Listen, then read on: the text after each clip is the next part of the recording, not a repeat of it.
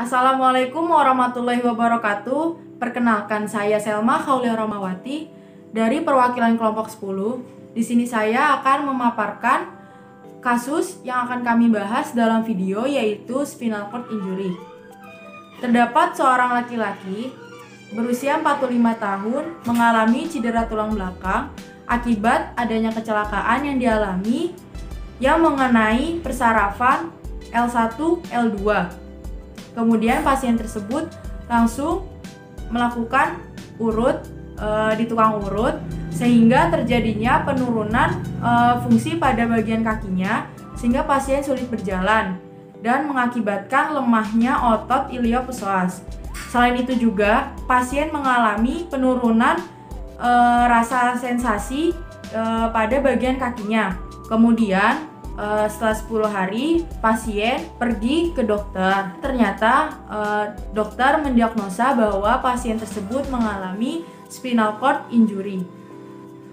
Selanjutnya, dalam video ini kami akan menampilkan beberapa pemeriksaan pada pasien yang mengalami spinal cord injury dan juga intervensi fisioterapi yang diberikan kepada pasien spinal cord injury. Selamat pagi Pak, perkenalkan saya fisioterapi Bapak hari ini, nama saya Selma Khaulia Romawati. Sebelumnya, boleh tahu nama Bapak siapa Pak? Bambang Susanto. Umur Bapak berapa Pak? Sekarang 45. Boleh tahu Bapak tinggal di mana Pak? Saya tinggal di Bekasi Selatan.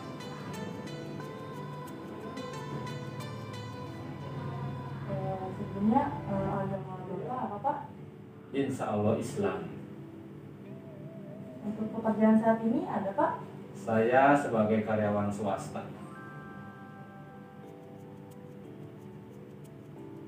Untuk hobi?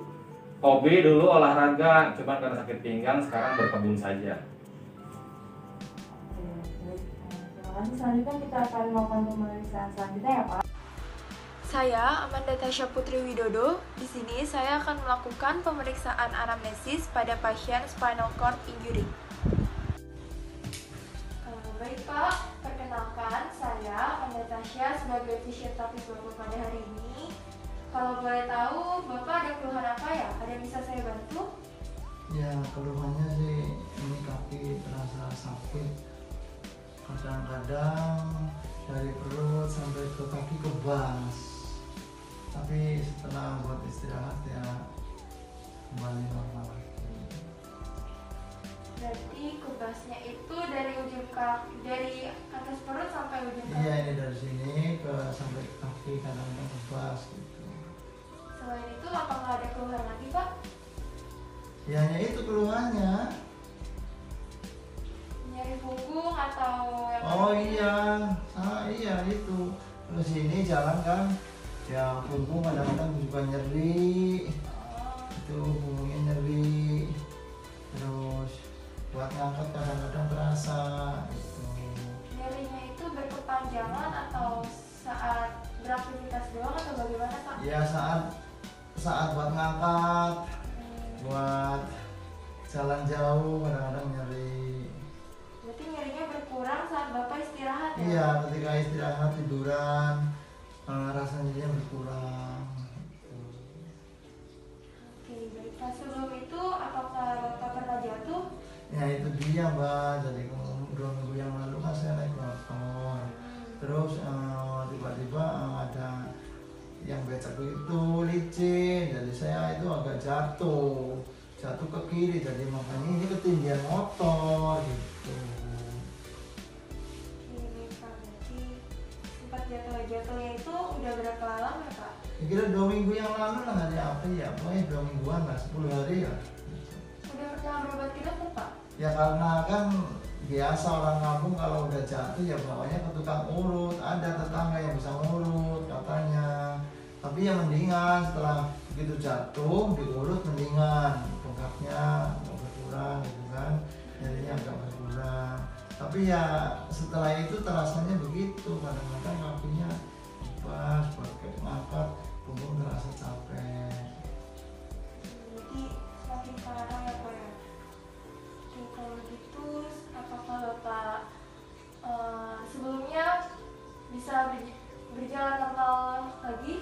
sebelum jatuh begitu. Jadi sebelum jatuh ya aktivitas normal, jalan nggak sakit, ngangkat yang itu juga nggak sakit punggungnya. Tapi setelah jatuh katanya beda. Ini makanya saya datang ke Mbak untuk fisioterapi gitu, daripada ke urut lagi malah nggak beres. Baik Pak, kalau gitu nanti kita coba periksa dulu ya Pak. Ya. Oke, terima kasih Pak. Ya. Baik, selanjutnya saya akan melakukan pemeriksaan tes tekanan darah ya Pak.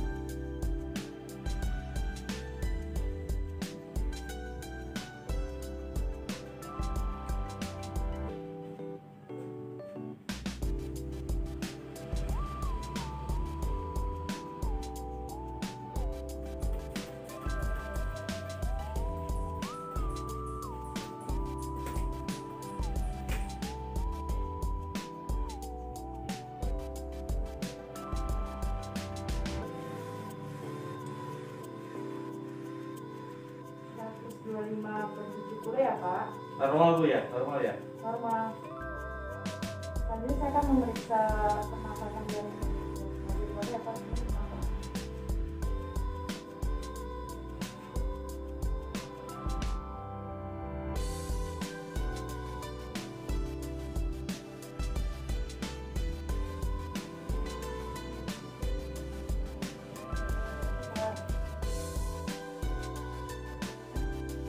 Selanjutnya ada pemeriksaan fisioterapi. Yang pertama MMT untuk memeriksa tonus otot yang lemah. Nah, pada kasus ini saya akan melakukan MMT pada iliopsoas.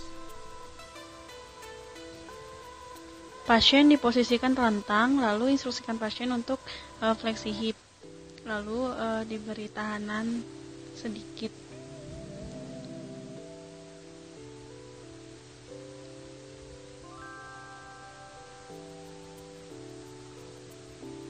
Lalu selanjutnya dalam posisi side lying dilakukan hal yang sama, pasien diinstruksikan fleksi hip dan diberi tahanan.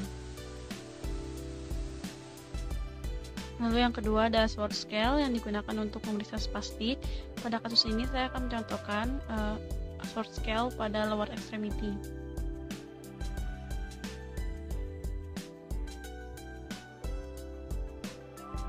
Gerakan fleksi hip dan ekstensi hip.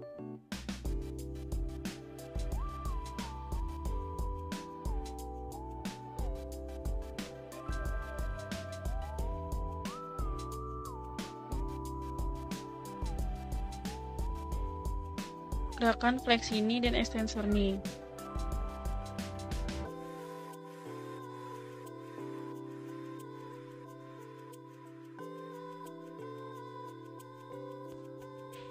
Yang terakhir plantar fleksi dan dorsifleksi.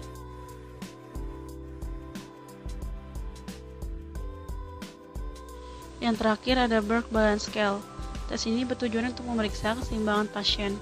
Ada 14 jenis gerakan, namun saya akan menyontohkan satu saja.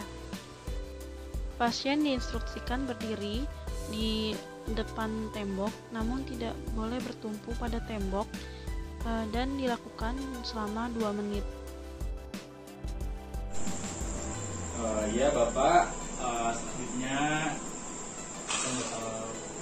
latihan ya Pak.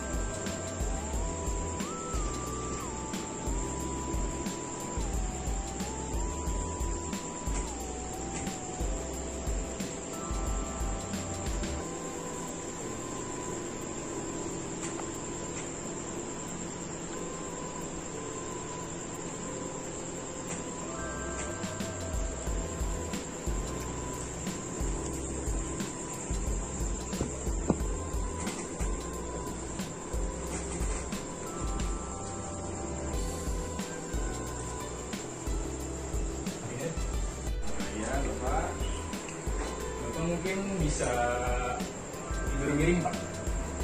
Tidur miring ya, bisa Pak. Bisa kuat ya Pak ya. Bapak boleh geser dulu belakang.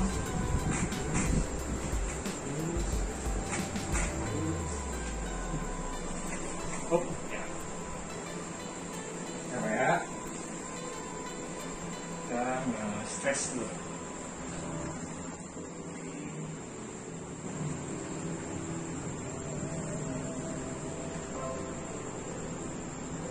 Satu, dua, tiga, empat, lima, enam, tujuh, delapan.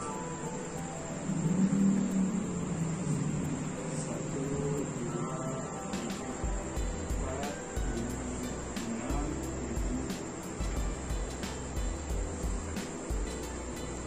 Sekarang Bapak miring sebalik ya. Ya. Oke.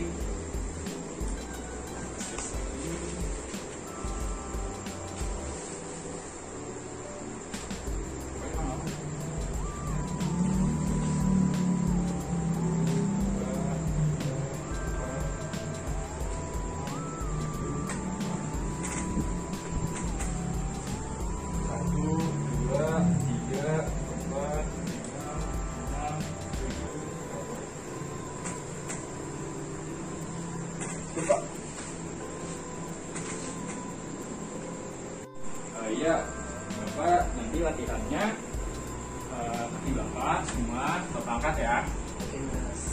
Bapak angkat sendiri ya. Baik, saya urusin dulu. Oke, coba yang kanan dulu. Angkat. Terus sepatnya Bapak aja, nggak usah ini banget. Kalau capek turun aja Pak. Ya. Coba angkat lagi, kalau bisa ditahan ya Pak. Oh.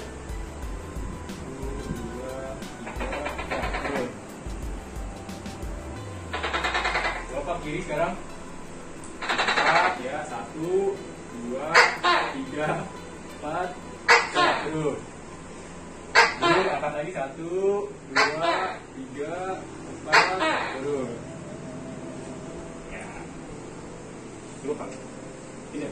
Ya, Bapak. Abis ini kita latihan duduk ke berdiri ya. Mungkin Bapak boleh duduk dulu. Bapak bisa duduk kan? Bisa. Saya, silakan aja Pak.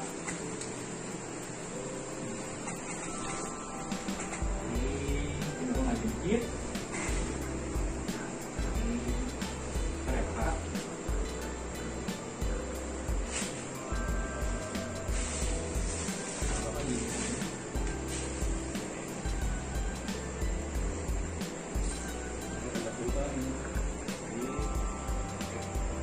Ini nanti saya agak bantu berdirinya, jadi santai aja. Kalau nggak kuat jadi boleh langsung lagi. Oke, dulu. Yuk Pak, diri. Ya. Tangan.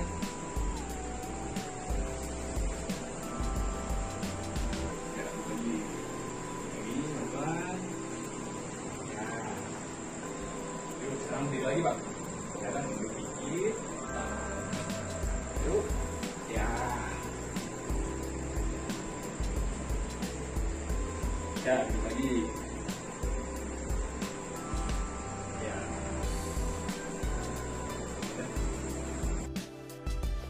Ya, selanjutnya ada diagnosis fisioterapi menurut kasus ini. Body structure dan body function. Yang pertama ada gangguan keseimbangan, kelemahan otot iliopsoas, adanya nyeri punggung bawah, serta spastik pada lower extremity. Lalu aktivitasnya tidak dapat berdiri, tidak dapat berjalan, kesulitan melakukan ADL. Lalu participatory exertion-nya tidak dapat bekerja dan tidak dapat melakukan hobinya pasien. Lalu untuk diagnosis fisioterapi, pasien tidak dapat berjalan, keterbatasan dalam melakukan ADL, serta tidak bisa bekerja karena adanya nyeri punggung, kelemahan pada otot iliopsoas, spastik pada lower extremity, disertai lesi pada syaraf L1 dan L2 pasien at causa spinal cord injury. Lalu ada goals program fisioterapi yang jangka pendeknya itu untuk memperbaiki fungsi keseimbangan dan koordinasi pasien. Lalu yang kedua untuk menguatkan otot iliopsoas, ketiga mengurangi nyeri punggung bawah, keempat mengurangi spastik dan menguatkan otot pada lower extremity. Lalu untuk jangka panjangnya, pasien dapat berjalan dan dapat melakukan ADL dengan baik dan dapat bekerja seperti melakukan hobinya lagi. Cukup sekian video pemaparan kelompok kami tentang kasus spinal cord injury. Kurang lebihnya mohon maaf. Wassalamualaikum warahmatullahi wabarakatuh. Semoga video ini dapat bermanfaat.